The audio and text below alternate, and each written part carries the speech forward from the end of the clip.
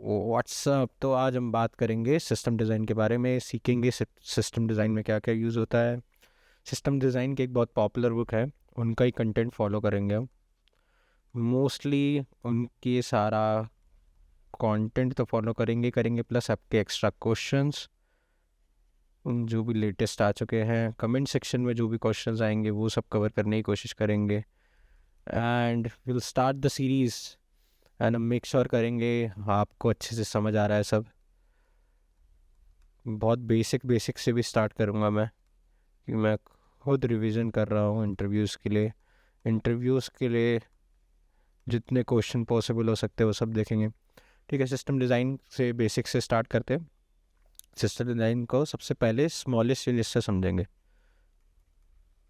Smallest unit सबसे basic diagram book में भी बेसिकली इसी से स्टार्ट होता है। बुक में वो पहली चीज़ बात होती है बुक में इस कि सिंगल सर्वर आर्किटेक्चर क्या होता है। आपको भी कुछ वर्ड्स नहीं समझ आ रहे तो कोई दिक्कत नहीं है, हम एक एक करके समझते हैं। ठीक है, सो सिंगल सर्वर आर्किटेक्चर का पहले एक छोटा सा आर्किटेक्चर देख लेते हैं जिससे आपको अच्छे से समझ आ जाए। बुक में ये फिगर 1.1 है और मैं इसे एक बार हाइड कर देता हूँ। फिर ठीक है, और ये हमारा बुक का डायग्राम है। होपफुली आपको दिख रहा होगा, नहीं दिख रहा तो मैं जूम इन कर देता हूँ, हाँ थोड़ा सा।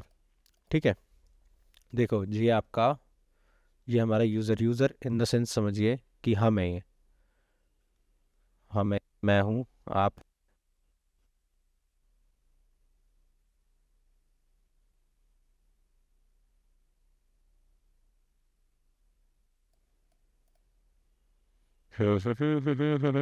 Just give me a second, okay.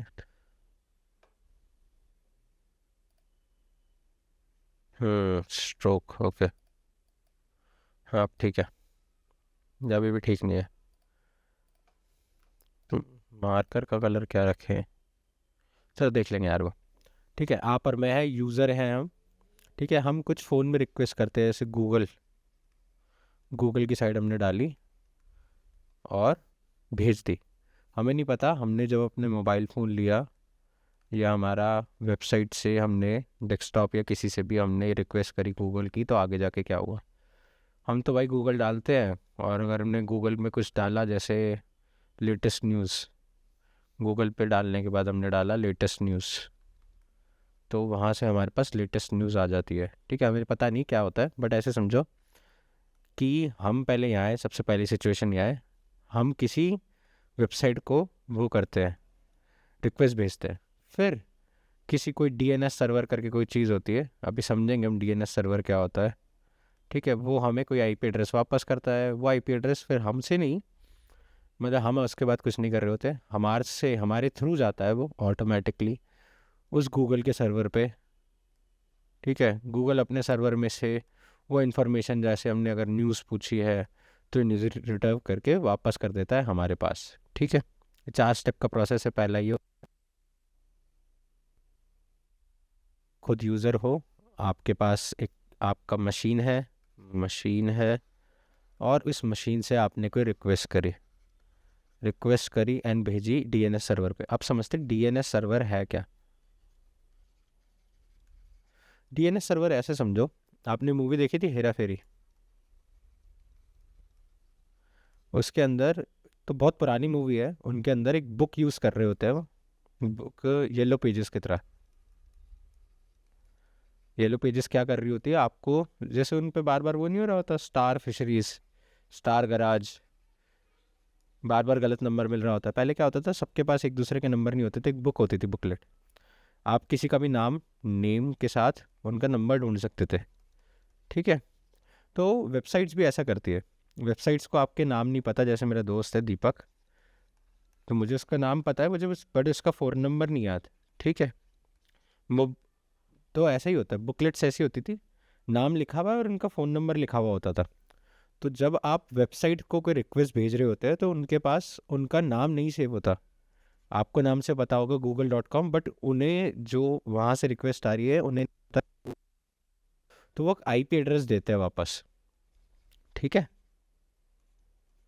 IP address वापस रिटर्न करते हैं। और हमारे केस में क्या होता है, जब वो वापस आ जाती है हमारे सर्वर को वापस मिल जाती है। ठीक है, this is the main purpose of DNS. हमें जिस नाम से पता है नेम google.com, वो google.com वेब सर्वर को नहीं पता होता, वो एक आउटपुट रिटर्न कर रहा होता है आईपी एड्रेसेस का। ठीक है, this is the first thing happens. फिर सेकंड चीज़ पे चलते हैं। सेकंड चीज़ क्या हो रही है हमारी? सेकंड चीज़ जब वो वापस आ गई हमारे पास इस आईपी एड्रेस से, वो आईपी एड्रेस लेके जाता है वेब सर्वर के पास। ठीक है, सेकंड से थर्ड पॉइंट, आईपी एड्रेस वापस आ चुका है हमारा सेकंड पॉइंट में, वेबसाइट का कोई भी आईपी एड्रेस हो सकता है, और वो वापस आ गया हमारे पास। ठीक है, फिर सो वी बैक। ओके, तब देखते हैं एक्चुअली क्या हो रहा होता है। ये ऐप का आईपी एड्रेस आ चुका है और आपको आईपी एड्रेस मिल गया है। अब ऑटोमेटिकली यही आईपी एड्रेस जाएगा दोबारा वेब सर्वर के पास, गूगल के वेब सर्विस पे। ठीक है, अब गूगल का वेब सर्विस, ठीक है, अब आप ऐसे समझिए, जो वेब सर्विस है ना, ये जो आईपी एड्रेस आपके पास आया है, ये बेसिकली उसका एड्रेस है। जब आप फ़ोन लुक में उसका नाम के साथ नेम के साथ उसका मोबाइल नंबर देख चुके हैं, मोबाइल नंबर के पास अब आपका मोबाइल नंबर आ चुका है, टेक्निकल मोबाइल नंबर है उनके पास, जैसे 459 एंड समथिंग समथिंग समथिंग उनका नंबर है। अब ये वेब सर्वर इस एड्रेस को ढूंढते हुए उसके पास जाएगी। ठीक है, अब किस फॉर्मेट में जाएगी ये भी देख लो। जैसे आप लेटर लिखते थे ना बचपन में, टू द रिटर, ठीक है, इस फॉर्मेट में वापस जाएगी, ये रिक्वेस्ट जाएगी। ठीक है, ऐसे एक फॉर्मेट होता है, इसके हम HTTP कहते हैं, इस फॉर्मेट को कहते हैं HTTPS, हाइपरटेक्स्ट लैंग्वेज। ठीक है, और इस लेटर के साथ उसे जाना पड़ेगा, इस फॉर्मेट के साथ जाना पड़ेगा। रियल फॉर्मेट भी आपने देख चुका होगा वेबसाइट पे, क्लाइंट साइड पे होता है, सर्वर साइड पे भी यूज़ करते हैं इसे। सर्वर साइड पे तो नहीं, क्लाइंट साइड पे यूज़ करते हैं मोस्टली। ठीक है, जिससे हमें पता लग पाए कि क्या रिक्वेस्ट आई और क्या जा रहा है। एंड जब आप ये कर लेंगे तो बेसिकली फोर्थ चीज़ क्या होगी, देखो अब ये वापस कैसे आ रहा है उसके पास।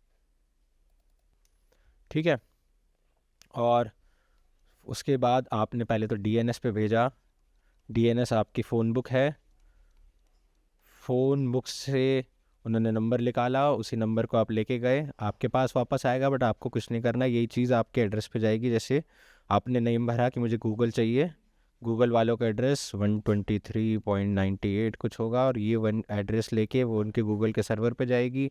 गूगल का सर्वर आप इस तरीके से समझिए, उनको एक्चुअली पता नहीं है आपको क्या चाहिए, तो इस फॉर्मेट में भेजना पड़ेगा कि उन्हें समझ आ जाए क्या चाहिए आपको, और ये फॉर्मेट HTTP में होता है। ठीक है, और ये आपकी हाइपरटेक्स्ट लैंग्वेज होती है। इस फॉर्मेट में उन्होंने एक्चुअली में पूछेंगे आपसे कि आपको क्या रिक्वेस्ट चाहिए, और इस रिक्वेस्ट को आपसे फिर वो ला के देख देंगे। और रिक्वेस्ट इस तरीके से होती है कि सर्वर में बहुत सारी चीज़ें पड़ी होती है। ठीक है, सर्वर में बहुत सारी चीज़ें पड़ी है, बट आपको एक पर्टिकुलर रिक्वेस्ट ही चाहिए। ठीक है, मुझे चाहिए था कि आज की न्यूज़ क्या है, आज की, तो उनके पास तो एक से लेकर पूरे साल की न्यूज़ होगी। ठीक है, पूरे साल की नहीं, मुझे आज की न्यूज़ चाहिए, तो गूगल या कोई वेब, जैसे यूट्यूब ले लो, गूगल से ज़्यादा अच्छा एग्जाम्पल यूट्यूब में है, तो मैं निकालूंगा आज की न्यूज़ क्या है और यूट्यूब मुझे वो रिट्रीव करके दे देगा। This is the single server architecture model, ये बड़ा आसान होता है। ठीक है, going back to the single server architecture का लुक दोबारा देख लेते हैं। ये ऐसा है, आपके पास पहले ये है, पहले आप डीएनएस पे भेजते हैं, डीएनएस कुछ नहीं है, पुरानी फ़ोन बुक की तरह होती थी। उनने नाम और नेम एंड नंबर का ही एक फॉर्मेट बना के रखती है, आपको सिर्फ नाम से वेबसाइट से याद है यूट्यूब, उनके पास उनका आईपी एड्रेस होता है, आईपी एड्रेस लेके आपके पास वापस आती है रिक्वेस्ट, वो रिक्वेस्ट यूट्यूब के सर्वर पे जाएगी, उस आईपी एड्रेस को लेके वो वेब सर्वर ढूंढेगा क्या रिक्वेस्ट है, वो रिक्वेस्ट जो भी होगी, उनको बहुत सारे ढेरों रिक्वेस्टों के बीच में से उनमें से जो पर्टिकुलर रिक्वेस्ट चाहिए आपको वो फाइंड करके देगा, और जब वो वापस आएगा तो आपके पास HTTP में आएगा वापस। ठीक है, आप दो तरीके से भेज सकते हैं रिक्वेस्ट, एक तो वेब एप्लीकेशंस में और एक मोबाइल एप्लीकेशन में। हम आगे पढ़ेंगे क्या होता है इनमें, ये थोड़ा सा टॉपिक थोड़ा और टेक्निकल होता जाएगा, बट मैं बेसिकली समझा देता हूँ। वेब सर्वर में सर्वर लैंग्वेज होती है एक, और एक क्लाइंट लैंग्वेज होती है, पर ये चलो नेक्स्ट लेक्चर के लिए बचा के रखते हैं, नेक्स्ट लेक्चर में देखेंगे क्या कैसे होता है। अभी के लिए thank you, will meet in the next lecture, bye bye, take care.